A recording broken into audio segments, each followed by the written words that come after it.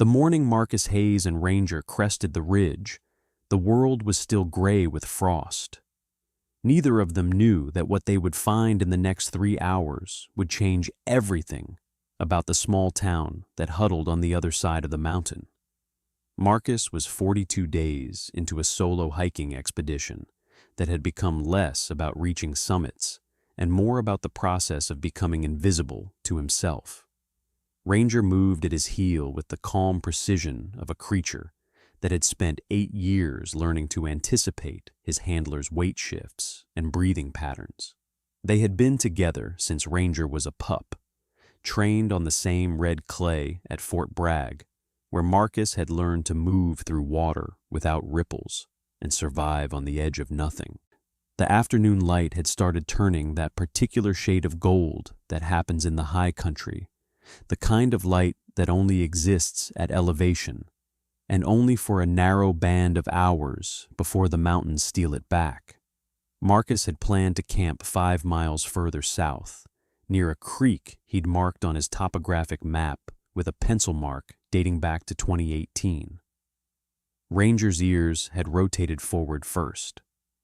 The dog's chest expanded with a deep breath, and his pace slowed from the mechanical efficiency of the trail to something more deliberate. Marcus felt the shift through the leash, a change so subtle that untrained eyes would have missed it entirely. But Marcus wasn't untrained. Marcus was the kind of person who could feel a dog's heartbeat through 40 feet of rope in darkness. "What is it, buddy?" Marcus asked, though he already knew Ranger wouldn't answer in words. The dog's nose was working now, processing information at a frequency that human neurology couldn't access. Ranger's right paw raised, held suspended for 2 seconds, then placed down with absolute certainty. It was his alert posture, the same stance he had held on 18 different operations when civilians were injured, trapped, or dying. They moved toward the sound together. The bridge had been there for 63 years. The town record showed it had been built in 1961. Concrete pylons sunk 20 feet into bedrock, steel cables spanning 140 feet across the Cascade River. Marcus could see all of this in what remained. The center span had simply collapsed, falling into the river like a broken tooth. The concrete support still stood on either side, a twisted rebar pointing upward like accusations. The steel cables hung slack, frayed where the metal had simply given up and torn apart. Below, the water was the color of slate and moving fast, swollen from the runoff of 3 previous days of rain upstream. This time of year, the river ran at 20 knots in the straightaway, fast enough that you couldn't recover a body in the cold. Ranger moved to the edge of what remained and looked down. His ears swiveled. Then he turned to look at Marcus, and in that single gesture was the complete communication of trained consciousness. There were people on the other side. The town of Millbrook had exactly 217 people, according to the county census, though Mrs. Henderson's twin boys had just turned 18 and left, so it was really 215. The bridge was the only way in and the only way out. Highway 7 ran 2 miles north of town and connected to the main road to Spokane, but you had to drive the canyon route, a 40-minute journey even in good weather. The old logging trail that cut across the South Ridge was passable in summer, but the recent rains had done what rains always do to old trails in the Cascades: erased them. The town's only radio communication was the VHF set at the ranger station, which Lawrence Zhang monitored 4 days a week. Everything else was cell service, which meant nothing up there. The cell tower had blown down in the 2019 windstorm, and they'd never gotten it repaired because it cost $40,000 and the budget for county infrastructure that year had needed to go to the highway overpass, Marcus knew none of this yet. He only knew that Ranger was absolutely still, and his breathing had become the measured respiratory pattern of a working dog. Marcus set down his pack and approached the edge of the collapse with the same slow methodology. The break had been catastrophic, but geometrically clean. The western half of the span had fallen away, the eastern half still partially standing, cracked concrete, creating a rough platform about 15 feet above the water. He cupped his hands and shouted, "Hello? Can anyone hear me?" Ranger's ears pinned at the volume. The dog didn't like sudden noise, and neither did the river. The water roared and swallowed the words. Then, from perhaps 200 feet up the far bank, Marcus heard a voice. Not words exactly, but the shape of a human voice, small and desperate and female. He pulled binoculars from his pack, standard gear for any hiker who'd ever served in reconnaissance, and oriented them toward the sound. 3 people, a man, a woman, and what looked like a teenager, all standing on a small clearing of river rocks about a quarter-mile upstream, where a hiking trail came down to the water's edge. Marcus waved. Ranger sat at his heel, watching, alert but calm. The dog's tactical training had emphasized never panic. Panic was a contagion that spread through groups. The man on the far bank was making broad gestures, clearly agitated. Marcus could read the body language from distance. "Something is wrong. We need help. Can you do something?" Marcus had been trained in siege response, hostile negotiation, combat medicine, and 17 languages. He had also been trained to make decisions under pressure that would save lives or end them. The current situation presented an immediate problem. He was on one side of an impassable river with a collapsed bridge between them. The people on the far side were stranded. The light was fading. The temperature at elevation would drop to freezing within 2 hours. Hypothermia would begin with water that cold within minutes. Immersion would mean death in less than 5 minutes. He gestured back, trying to communicate that he understood. Then he made the signal that Ranger had been trained to recognize as the work alert command. The dog's entire frame tensed, ready. "We're going to solve this, Ranger," Marcus said quietly. "I don't know how yet, but we're going to solve it." They moved back from the edge, and Marcus sat on a flat rock, studying the collapse. The bridge's basic structure was simple. 2 main cable runs, spaced about 30 feet apart, running parallel across the span. Horizontal planks had been laid across these main cables, creating a walkway. The failure had happened at the eastern set of pylons. The concrete had cracked, then failed under load, and the whole eastern span had dropped. The western span still had its cable structure partially intact, though the planks were gone. A temporary crossing could be engineered from what was here and what was available. Marcus had built things under fire before. He had built shelters in deserts with nothing but canvas and cordage. He had assembled water systems in flood zones. He had constructed casualty evacuation routes in pitch darkness during a combat search and rescue operation in Kandahar province. And this was not the same as combat, but it was not unlike it either. The pressure was different. This was civilian pressure, which somehow felt heavier than military pressure because there were no rules of engagement and no one was going to drop ordnance on your position from above. Ranger had moved to the far edge and was watching the stranded people. The dog's tail was moving slowly, a gesture of focus rather than happiness. After 8 years together, Marcus understood that Ranger was telling him something.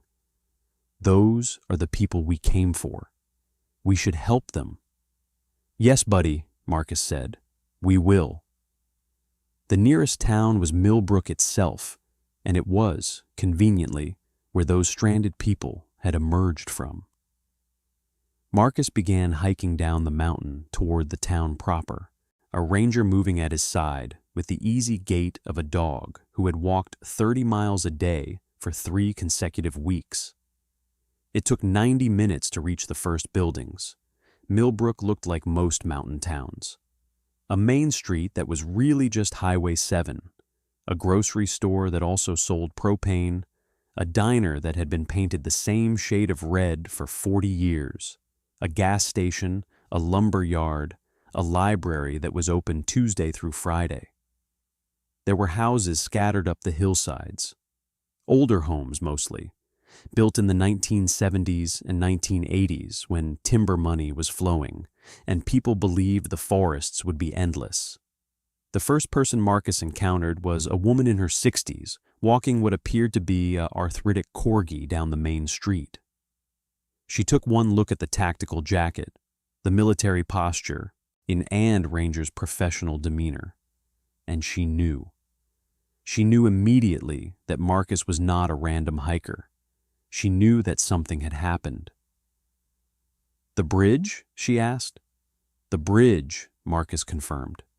She directed him to the town hall, which turned out to be a prefabricated municipal building from the 1980s next to the fire station. Inside, Marcus found 7 people in various states of alarm. 2 of them were standing over a desk covered with maps. One of those people was Douglas Pratt, the county commissioner, a man whose face had been gradually turning the color of a fire engine since someone had called him with the news. "Who are you?" Pratt demanded. "Marcus Hayes. I'm a civilian now, but I was active duty Navy SEAL for 22 years. I've just come from the bridge. There are 3 people stranded on the far side. I can help you build a temporary crossing." Pratt looked at Marcus, then at Ranger, then at the door, as if considering whether this was some kind of elaborate prank. "A SEAL? Okay, sure. And what exactly makes you qualified to solve a bridge collapse that's going to require an engineer and probably a structural assessment and permits and—" "I'm qualified because I've built things under worse circumstances and those things held up," Marcus said. "We don't have time for permits. You have 3 people stranded in weather that's going to kill them inside 4 hours. I can have a functional crossing built in 2 days using materials from this area. It won't be pretty. It will barely meet safety margins, but it will get those people across." Pratt's face deepened another shade. "This is a county infrastructure issue. I will contact the state. The state will send engineers. There's a protocol. We can't have some random military guy." "The stranded people will be dead before the state engineers arrive," said a tall woman with gray streaked hair who'd been standing near the maps. "Hi, I'm Dr. Sarah Chen. I'm a structural engineer, actually. I live here now, worked in Seattle for 30 years, retired here 5 years ago. And he's right. The approach time alone, plus assessment and planning, means those 3 people won't make it." Pratt started to argue, but Dr. Chen had already moved toward the door. "Show me what you saw," she said to Marcus. They hiked back to the bridge in the dying light, Ranger moving ahead with the sure-footed grace of a dog who had done this 1,000 times. Dr. Chen was fit, at least. She kept pace and didn't complain. When they reached the collapse, she circled it 3 times, moving slowly, studying the failure points. "The eastern pylon failed," she said. "Concrete spalling. See here? Freeze-thaw cycles. 63 years of that. It probably had a hairline fracture for years, and the recent heavy loads pushed it over. A vehicle crossing right after a freeze would have done it." "Can we build a temporary span?" Marcus asked. Dr. Chen looked at the western cable still standing, then at the canyon walls, then at the river. Yes, she said slowly. Actually, I think we can. Not with the existing structure, it's too compromised. But we could use a suspension method, something lightweight but load-bearing. We'd need good cable, probably from the logging operation that closed down 2 miles north of here. We'd need timber, which this region has in abundance. We'd need anchoring points, which the canyon walls provide. She turned to look at Marcus directly. And we'd need someone who knew what they were doing. Someone not afraid of heights. I'm not afraid of heights, Marcus said. Good, said Dr. Chen. Then let's go convince Douglas Pratt that not everything requires a permit. The meeting that night in the town hall became heated almost immediately. Pratt had brought in 2 county supervisors and someone from the regional office who kept saying the word liability like it was a prayer. There were about 30 people in the room. The entire business district of Millbrook seemed to have heard the news and gathered to discuss it. Ranger lay at Marcus's feet and watched everyone with those intelligent brown eyes, occasionally rotating his ears toward whoever was speaking. The dog seemed to understand that this was a conflict conversation, and he was maintaining his calm presence protocol. This man is not a licensed contractor, Pratt was saying. He could not be more unqualified. The liability if someone is injured because we allowed an unauthorized civilian to build critical infrastructure. The liability if we don't do anything and those 3 people die is that we let them die, said a younger man that Marcus would later learn was Thomas Garrett, who ran the lumberyard. And I say we try. What do we have to lose? We're already cut off. We have to lose our legal standing, Pratt sputtered. We could be sued. The county could be sued. We could face criminal charges if something goes wrong. Dr. Chen stood up. I'll sign off on the engineering. I'm a licensed professional engineer in the state of Washington. If anyone's taking on liability, it's me. Hayes is providing labor. This is a civilian emergency response, and as such, it falls under Good Samaritan provisions. We're not building this for long-term use. We're building it to prevent people from dying. There's no liability here that a lawsuit could actually address. Pratt looked like he was going to have a stroke. You can't just... We can, Marcus said quietly. And we will. The question is whether the town helps us or gets out of the way. There was a silence. Ranger had stood and was now sitting at Marcus's heel, his posture somehow communicating that this was the correct resolution. Slowly, hands started going up. It's not everyone. There was a core group around Pratt who looked unhappy, but enough. Enough to make a difference. By the time Marcus and Ranger made it to the motel, the only lodging in Millbrook, a 16-unit structure from the 1970s that still had the original carpeting. It was past midnight.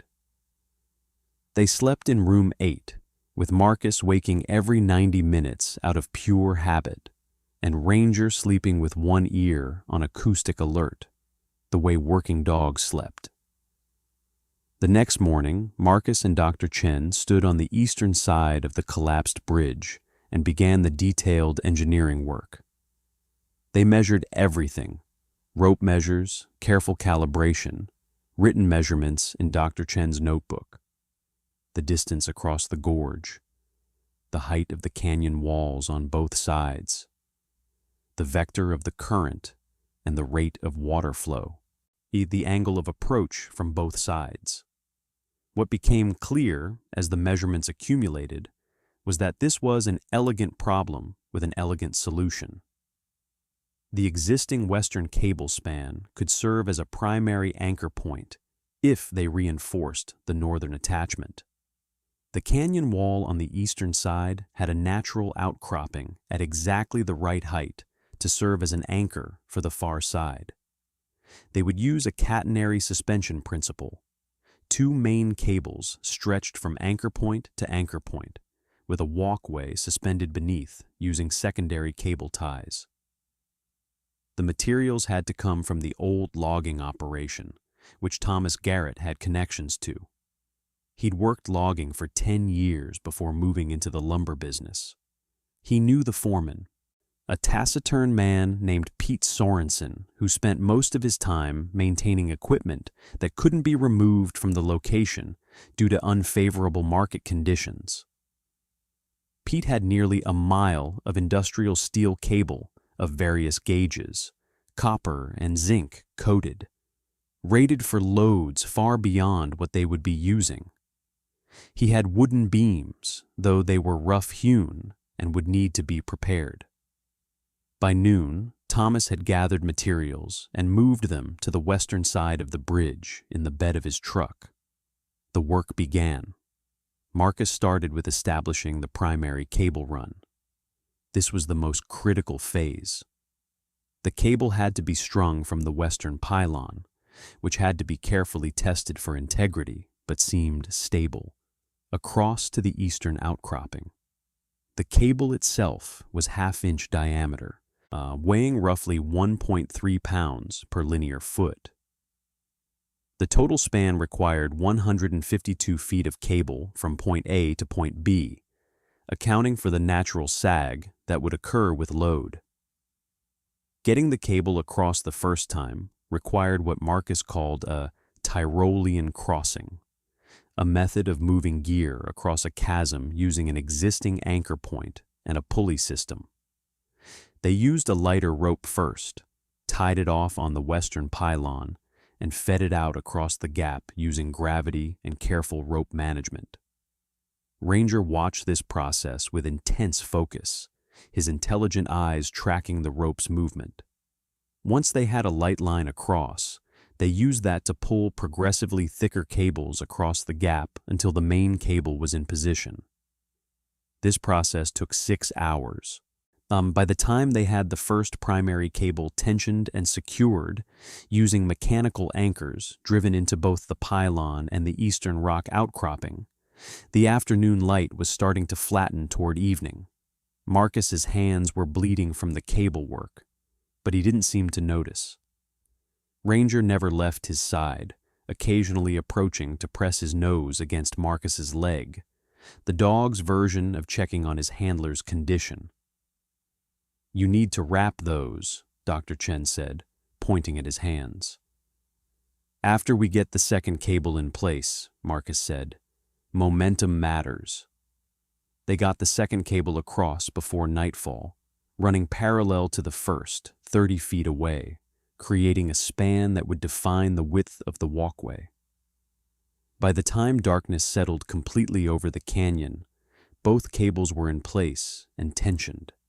Ranger had spent much of the day carrying small items from the pile: a packet of fasteners, a coil of lighter rope, tools. It was not necessary work. Marcus could have carried these things himself. But it was important work because it kept Ranger feeling useful and it kept the dog's mind engaged. At the end of the day, Ranger was more tired than he would have been otherwise, and a tired dog is a calm dog. They retreated to Millbrook for the night. Marcus had a standing shower and let hot water run over his shoulders for 20 minutes. The bleeding stopped. Ranger slept in his room, and by 9 p.m., the dog was unconscious on the second bed, his breathing slow and regular. By the second day, word had spread through the small town about what was being attempted. When Marcus and his materials crew arrived at the bridge, there were 8 townspeople waiting, including 2 teenagers and 1 man in his 70s, who said he'd worked on building the original bridge in 1961. His name was Robert Blackwood, and he looked at Marcus with an expression that suggested he'd been waiting 60 years to meet someone who understood how to actually fix something. "The planking," Robert said immediately. "That's what breaks down first. You need to space them right. Not too close, because moisture gets trapped, but not too far, because someone will step wrong and trip. 3/4-inch gaps, half-inch planking. That's the right configuration. Marcus was already reaching for his notebook. "Show me," he said. Robert did. The old man became a consultant and memory source all in one. He remembered the original construction. He remembered what had failed and what had held. He remembered the mistakes and the successes. His ancient hands moved as he described things, and Ranger, somehow understanding that this was an elder and worthy of respect, approached the old man and pressed his head against Robert's leg, a greeting from one being of integrity to another. The second day of construction focused on the walkway. They had to create a platform that would hang from the two main cables using secondary cable ties at approximately 4-foot intervals. Each of these ties had to be engineered to hold not just the static weight of the planking, but the dynamic load of people moving across it, which meant impact loads, lateral loads, and the occasional person who might slip and put full force on a single section. Thomas Garrett had brought his whole crew, 3 men who knew lumber and how to work with their hands. One of them, a man named James, was also a welder, which turned out to be critical. The cable attachment points needed welded brackets, not just knots. James set up a small welding kit powered by a generator from the lumber yard. He created brackets that were beautiful in their precision, each one shaped to distribute load perfectly. Marcus worked beside these men and taught them as he worked. He explained why each cable was placed where it was. He showed them how to calculate load-bearing requirements. He demonstrated how to test the strength of each attachment point by applying gradual pressure and listening for the sound of failure. A sound he could hear in materials in a way that suggested years of education that no town in Millbrook could have provided. By the end of the second day, the walkway framework was 90% complete. Secondary cables hung from the main cables, and most of the planking was in place. It was crude by the standards of actual bridges, but by the standards of emergency response engineering, it was elegant. That night, as darkness settled, Dr. Chen did a complete stress analysis using the equipment Thomas had been able to borrow from the regional engineering office. She had Marcus apply load to each section while she took measurements. She calculated safety factors, and she verified that the whole thing would hold not just the planned crossing, but significant margin beyond it. "It's sound," she said finally. "Better than sound. It's actually remarkably well engineered for something built in 72 hours. Marcus didn't say anything, but Ranger pressed against his leg in what might have been approval. That night, in the town diner, word had spread that the crossing would be ready for use in the morning. The 3 stranded people had made contact via the ranger station's VHF, a brief message saying they were okay, but running low on supplies. The whole town came to the diner to talk about it. There was a feeling of unified purpose in that room, a sensation that small group of people had accomplished something actually meaningful. Except Douglas Pratt, who was conspicuously absent. The next morning, the crossing was completed by 8 a.m. The final details, cable redundancy, a safety railing fashioned from spare lumber, took just a few hours. Marcus tested it himself, walking across the 150-foot span with Ranger at his side, feeling for any inconsistency, any give, any sign of failure. There was none. The bridge held with the confidence of something that had been engineered by people who understood what they were doing. Ranger walked across with his normal gait, not hurried, not nervous, simply moving forward with the logical confidence of a dog who trusted his handler's decisions. The crossing swayed very slightly under their weight. This was intentional. Part of the cable's design was to absorb movement and distribute load. Ranger's ears twitched at the movement, but his pace didn't change. They reached the far side and walked to where the stranded people were waiting. The man who had signaled the day before was named David Cho, and he was crying. The woman was his wife, and the teenager was their daughter. They had been hiking, had gotten caught on the wrong side when the bridge collapsed, and would have been stranded indefinitely without communication or supplies. "Thank you," David was saying, and it sounded like a prayer. "Thank you, thank you, thank you."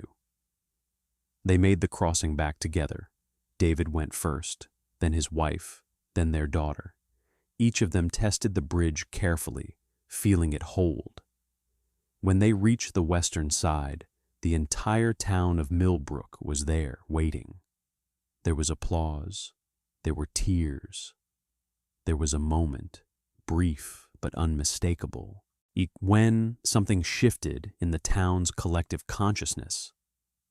They understood that they were capable of more than they had believed themselves capable of.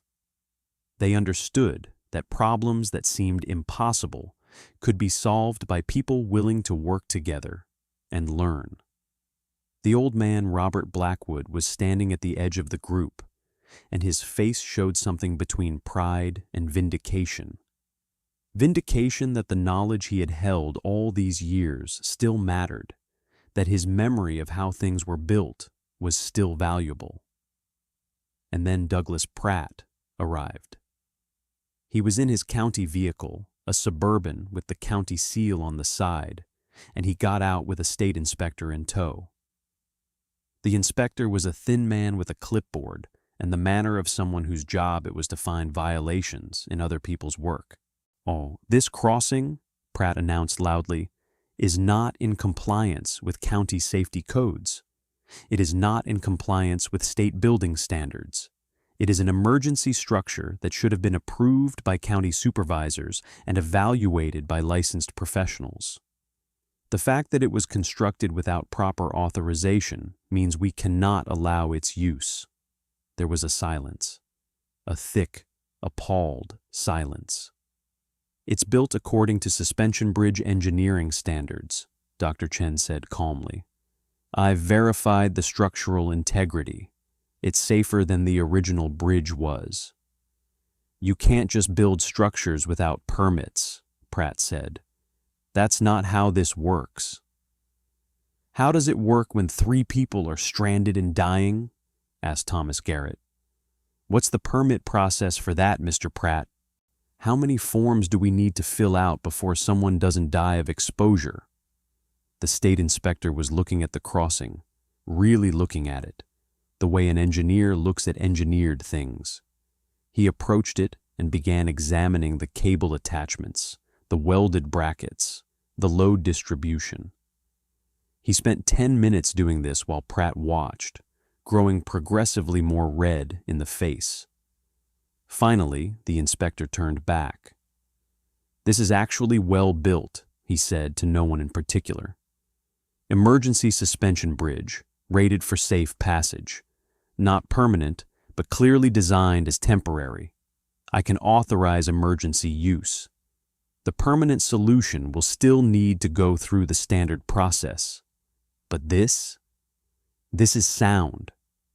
Pratt's face had gone from red to purple. He started to argue, but a different voice cut him off. It was Robert Blackwood, the old man, speaking with the quiet authority of someone whose life held more years than Pratt's authority could displace. "I was here when they built the bridge the first time," Robert said. "I was 22 years old, and I helped pour concrete and string cable and lay planking. I watched that bridge stand for 63 years, and it was a good bridge. It was built by people who understood what they were doing. This crossing? This is built the same way. This is people who understand what they're doing. And I'm telling you, Mr. Commissioner, that I'd trust this crossing more than I trust some of the structures in this town that have fancy permits and inspectors who come around once a year. That seemed to settle something in the gathered crowd. People started moving toward the crossing, not rushing, but moving with purpose. David Cho and his family were crossing again, heading toward the Millbrook side. Other people followed, people who had friends or family on the other side, people who had supplies to move, people who just needed to know that they could move between their town and the rest of the world again. By noon, 20 people had crossed the bridge. By evening, 50. By the next morning, 130. The crossing that wasn't supposed to exist was handling traffic that the original bridge never had to manage. Marcus and Ranger stayed for another week. They worked with the townspeople to improve the crossing, reinforcing weak points, adding better railings, teaching people how to do maintenance and spot problems before they became critical.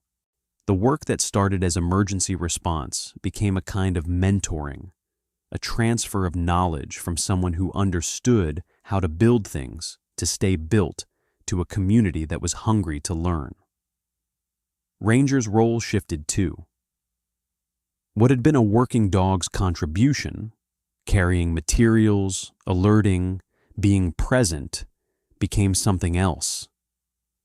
The children of Millbrook discovered that the German shepherd with the black saddle was willing to play fetch and lap swim and sleep on their beds if their parents allowed it. The dog's presence somehow normalized everything about what had happened. If the man and the dog could create something this remarkable, then maybe the town could maintain it. Maybe the town could grow beyond what it had been. On the day Marcus and Ranger prepared to leave, the entire town seemed to show up to say goodbye. Doctor.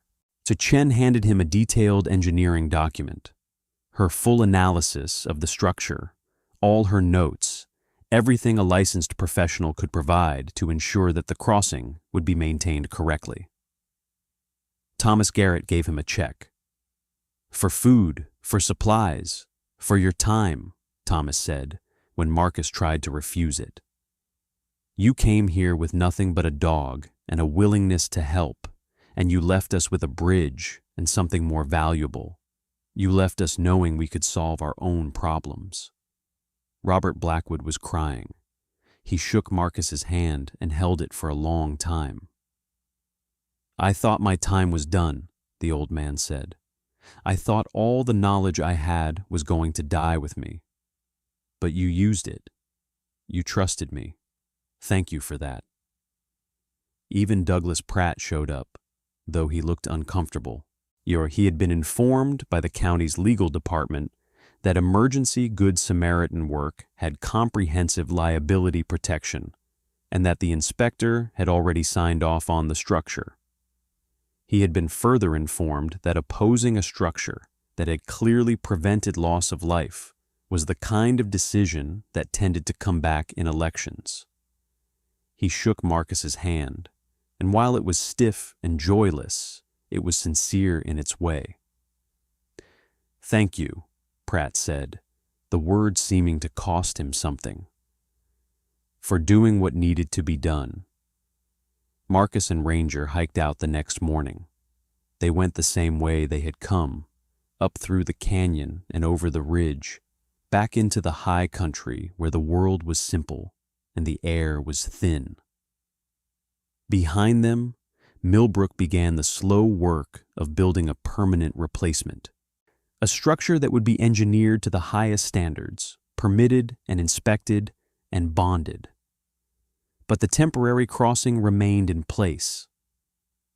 It would serve for a year, perhaps more, and in that time it would hold thousands of people. The last time Marcus looked back, Ranger still at his side, he could see the light reflecting off the steel cables they had strung together, a thin silver line connecting one side of the world to the other, holding people together, made possible because a Navy SEAL and his dog had found a collapsed bridge, and decided that the solution mattered more than the obstacles. Some problems Marcus had learned across his entire life are not solved by following rules. Some problems are solved by understanding what is actually needed, by recognizing the resources that are available, and by having the confidence to take action even when doubt surrounds you. Ranger understood this too, in the way that dogs understand important things, not through words, but through the absolute commitment of walking forward beside someone who knows what must be done. The crossing remained. The town remained. And in a place where people had once doubted they could solve anything, the evidence of their capability stretched across 150 feet of space, holding strong, reminding them every day that they were more capable, more resourceful, and more connected than they had ever believed.